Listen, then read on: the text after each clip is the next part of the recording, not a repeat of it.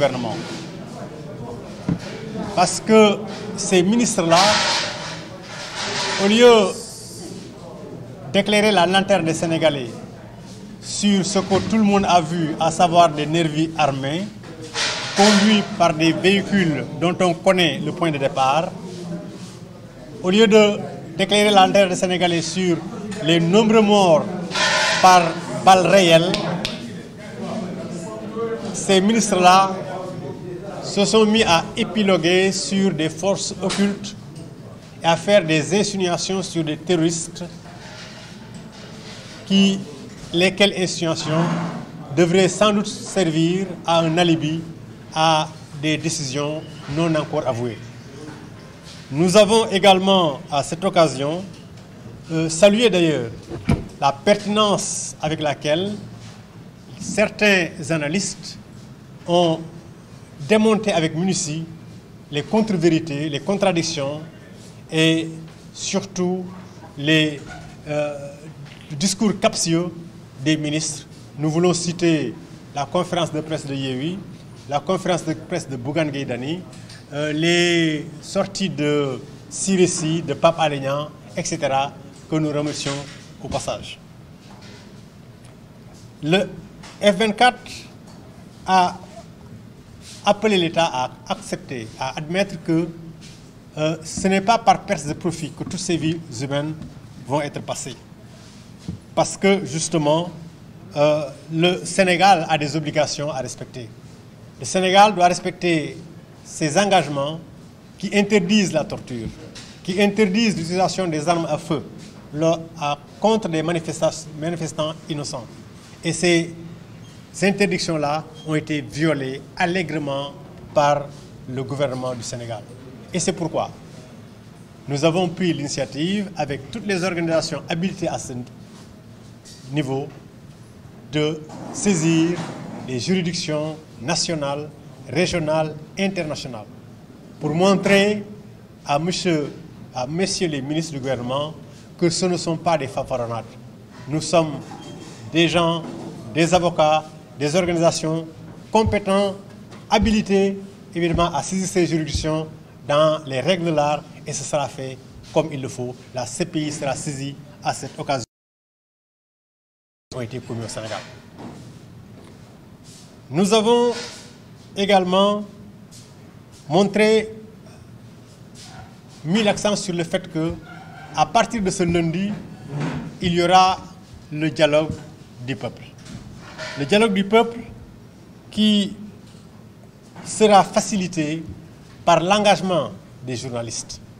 Parce que ce dialogue-là se fera sous forme bimodale, sous la forme d'un dialogue ouvert au public à travers les réseaux sociaux, mais également un dialogue qui sera fait à travers des ateliers regroupant des experts, évidemment compétents dans les domaines, dans les deux thématiques qui sont choisies et qui constituent la première phase du dialogue, à savoir, le troisième mandat, qui constitue un coup d'État constitutionnel, et la justice à deux vitesses. Donc ce sont les deux thématiques sur lesquelles nous allons insister dans la première phase, et nous estimons que les journalistes que vous êtes pourraient beaucoup aider. Pourraient beaucoup aider en diffusant et en rediffusant toutes les vidéos, les VAR, qui montrent que les gouvernants actuels se contredisent, se renient et évidemment veulent nous manipuler, veulent nous faire croire à des contre-vérités, et vous pouvez aider à la manifestation de la vérité. Donc nous demandons, nous exhortons les journalistes à ouvrir, à faire des débats contradictoires au besoin sur ces questions-là durant cette période allant du lundi 19 au vendredi 23. Parce que justement, on sait que ce qui fait que le pays est sous tension depuis plusieurs années, c'est essentiellement deux choses. La première, c'est le troisième mandat. La deuxième, c'est la justice à deux vitesses. Et il faut particulièrement que tout cela soit mis en évidence et que les Sénégalais soient informés, conscientisés et mobilisés. Nous avons également insisté sur le fait que nous avons par devoir l'obligation de dénoncer avec véhémence la coupure du signal de Walfadjri, de dénoncer la détention arbitraire, injustifiée de journalistes, le blocus illégal du domicile de Sonko, les arrestations abusives de responsables politiques et de citoyens innocents. Et toutes ces arrestations et toutes ces dérives autoritaires ne sont liées qu'à la recherche du troisième mandat et à la justice à deux vitesses. Et c'est pourquoi, pour réclamer la libération de tous les détenus, pour réclamer que tous ceux qui sont privés de liberté puissent passer la Tabaski chez eux, pour réclamer que la coupure de Walfadjri soit restituée, le signal soit restitué, pour réclamer que le blocus soit levé, pour réclamer et montrer à Macky Sall que nous sommes contre cette gouvernance violente, nous appelons les populations à célébrer le 23 juin d'une manière inédite.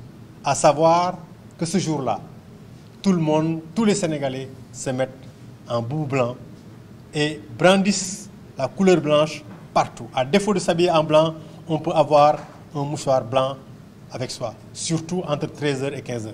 On peut mettre des morceaux devant les devantures des maisons, aux devantures des maisons.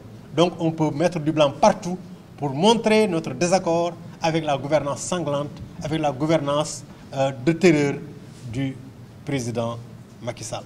Et donc, nous voulons que cette cérémonie, que ce 23 juin soit célébré de cette manière-là, pacifiquement, mais en communion des cœurs, pour montrer que nous sommes en désaccord avec le président. Nous voulons enfin annoncer que le 14 juillet prochain, le F24 va organiser une manifestation inédite à laquelle nous voulons la participation de tous les Sénégalais.